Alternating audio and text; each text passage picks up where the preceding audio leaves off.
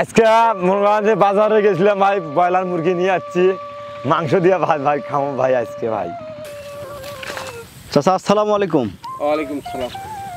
চাচা কি করতেছেন চরে?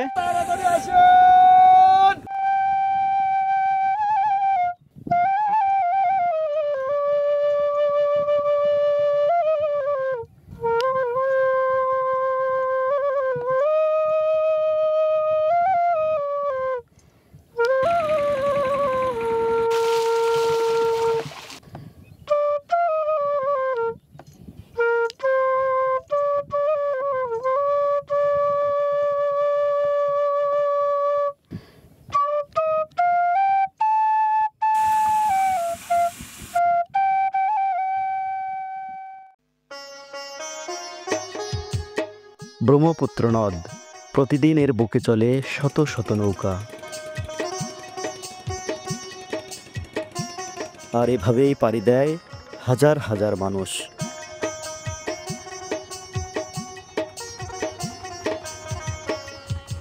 তিব্বতের কৈলাস পর্বতের কাছাকাছি মানস সরোবর থেকে উৎপন্ন এই নদ ভারত হয়ে প্রবেশ করেছে বাংলাদেশে, সৃষ্টি করেছে বহু চর দ্বীপচর।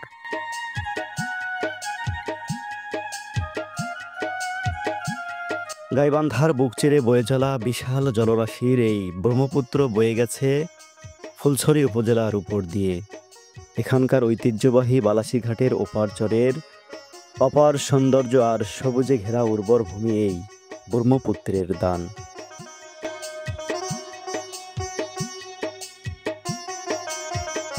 এভাবেই নিত্য প্রয়োজনে বালাসীঘাট হয়ে শহরে যায় চরের মানুষ। প্রয়োজন মিটিয়ে সদাই হাতে আবার ফিরে যায় আপন নীরে। নদী তাদের যাতায়াতের মূল মাধ্যম, আর এই নদীপথেই যেন গড়ে তুলেছে জীবনের এক অবিচ্ছেদ্য সন্ধি।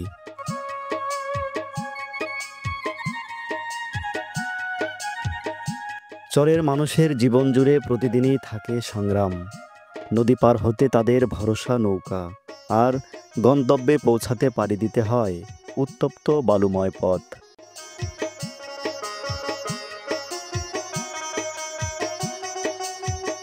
রুক্ষ আবহাওয়া আর প্রচণ্ড রোদে এ এক কঠিন পথ চলা, যেখানে কখনো কখনো উপায় থাকে না ছাতা ছাড়া।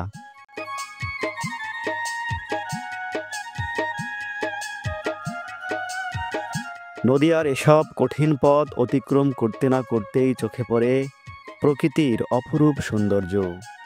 সবুজ ক্ষেতে শস্য ভরা চরের মাঠ, আর দূর প্রান্তে শিল্পী রাখা যেন এক একটি বাড়ি, যেখানে বসবাস করে চরের সংগ্রামী মানুষ।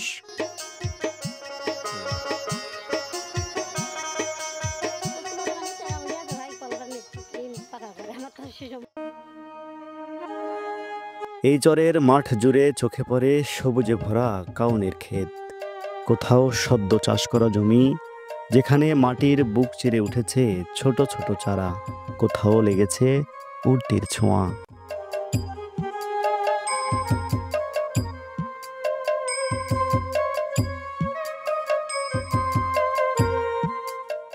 আগাম চাষ করা কাউন তুলে মারাইয়ে ব্যস্ত কৃষক। এই কাউন চাষ প্রকৃতির নয়নাভিরাম রূপের সাথে সাথে এনে দিয়েছে কৃষকের মনে নতুন আশার আলো। ফসল আমার কাছে কাউন ফসল খুব ভালো, আমার কাছে 3-4টি পানি ঢুকেছি, কাউন আমার মনে সেই কাউন হয়ে গেছে। ফুলি বাড়াতে কোনো সমস্যা নাই, হয়তো কোনো সমস্যা নাই, ভালো ফল পাচ্ছি আমি কাউনের ভেতরে। বছরে 5,000, 6,000, 8,000 টাকা খরচ করছি আমি বিঘে প্রতি, আমি সেখানে 20,000 টাকা পাচ্ছি।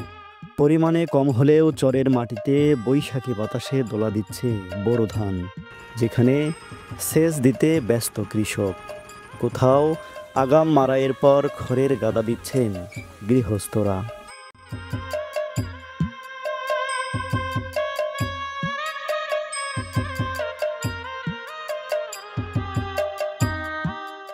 পরিবারের সচ্ছলতায় সংগ্রামী ভূমিকায় থাকে চরের নারীরাও। প্রচণ্ড রোদে ভুট্টা শুকাতে ব্যস্ত গৃহিণী, রোদ্দুর প্রান্তরে ছাতার নিচে কঠিন সময় মোকাবেলা করছে আরেক নারী। মরিচ হয়েছে আল্লাহ যা দিচ্ছে আর কি।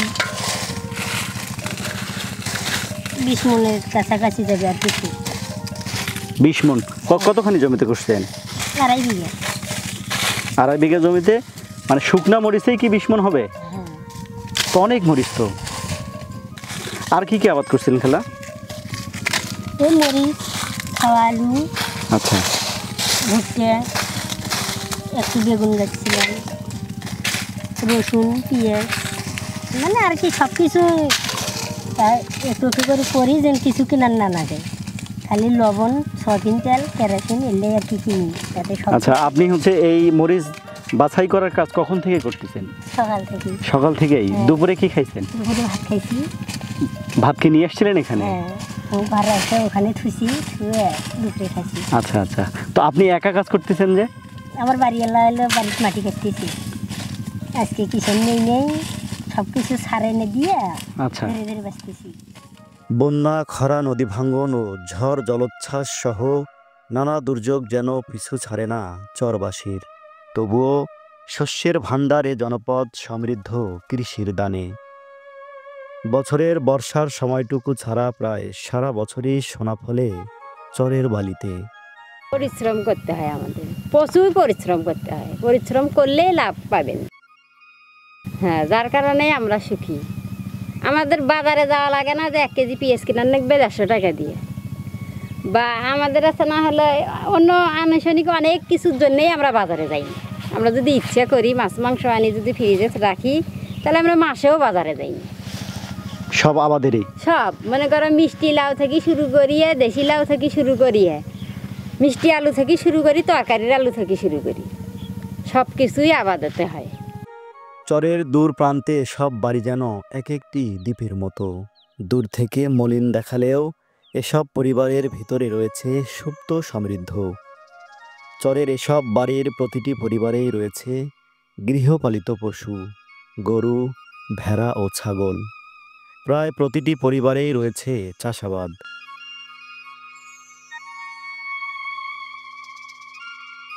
এসব পরিবার বাহির থেকে দেখে নানা সীমাবদ্ধতার কথা মনে জাগলেও ভেতরে রয়েছে তৃপ্তির ঘ্রাণ।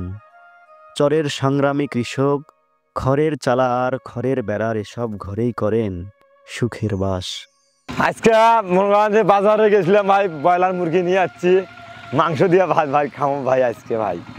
হয়তো অনেক উপরে যেতে পারি, যাতে বা সপ্তাহে আমরা একদিন যাই, যাই মনে একদিন ভালো মন্দ যাই হোক, যদি মাছ পাই মাছ নিয়ে আসি, মুরগি ফেলে মুরগি নিয়ে আসি। আজকে পাইছি মুরগি, 2 টাকা পকটা আসলো, এই ভাই নিয়ে আসি খাইতেছি ভাই। হয়তো ভালো মন্দ খাই, কষ্টও করা নাগে, সুস্থ করা নাগে, দুটোই মনে করেন যে আছে ভাই, ভালোই আছি আমরা ভাই, আল্লাহর রহমতে। এ যেন এক আগুন ঝরা বৈশাখ। সূর্য যেন প্রতিনিয়ত তার প্রখর তাপে ঝলসে দিচ্ছে জনপদকে। প্রকৃতি আর মানুষের চোখে মুখে স্পষ্ট ক্লান্তির ছাপ।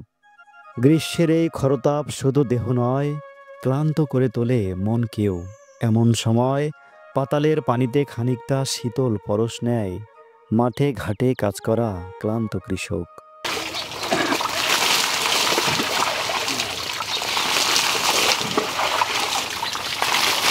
আর চরের বিস্তীর্ণ মাঠ ঘাট চষে বেরিয়ে পুরে যেতে যেতে এক ফোঁটা ঠান্ডা জল খুঁজে ফেরে পিপাসায় কাতর পথিক।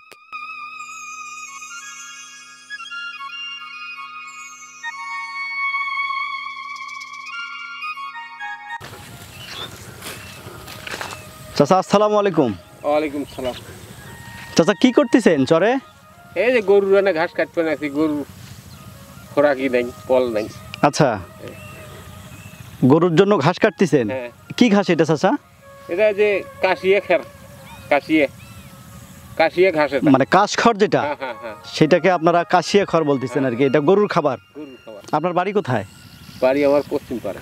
নদীর পশ্চিম পারে এই পাশে আসছেন ঘাস কাটার জন্যই? হ্যাঁ, ঘাস কাটি আর না আবার সুবাদ আছে। এই কখন আসছেন কখন যাবেন? সকালে আসছি, 8টার দিকে। এই এখন আসরের পর যাবো। কয়টা গরু আপনার?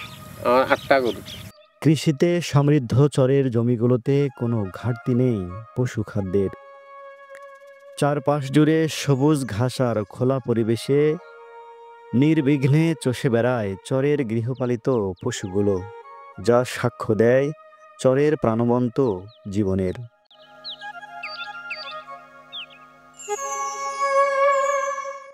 শুধু নদীপাড়ের কৃষকরা নয়, নৌকায় নদী পার হয়ে চরে ঘাস কাটতে আসেন ওপারের নারীরাও। তারা একসাথে সংগ্রহ করে থাকেন খড়িও। শেষ বিকেলে নৌকার মাঝিদের ডাক।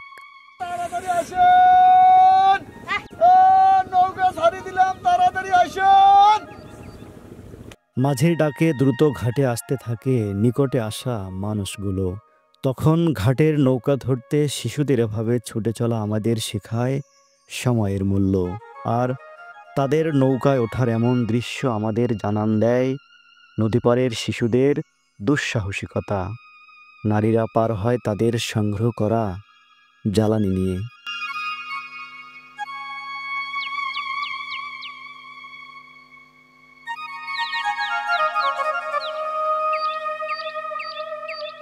পরন্ত বিকেলে ব্রহ্মপুত্রে ছিপ হাতে মাছ ধরে চরের মৎস্যপ্রেমী মানুষ। সূর্য ডুবু ডুবু সন্ধ্যায় চরের প্রতিটি বাড়িতে রান্নায় ব্যস্ত হয়ে পড়েন চরের কিশোরী ও নারীরা। দিনভর ক্লান্ত কৃষকের জন্য তারা পরম মমতায় রাঁধেন ভাত, মাংস আর ক্ষেতের শাক। আমি পুঁই শাক কাটতেছি, তারপরে আলু রান্না করব, মাছ রান্না করব। এই চর, এই খড়ের ঘর আর এখানকার সহজ সরল মানুষ আমাদের শিখিয়ে দেয় জীবনের আসল মানে। প্রকৃতির সঙ্গে মিশে থাকা তাদের জীবন যেন এক নিঃশব্দ শিক্ষা। সুখ দালানে নয়, সুখ থাকে মনের গহীনে।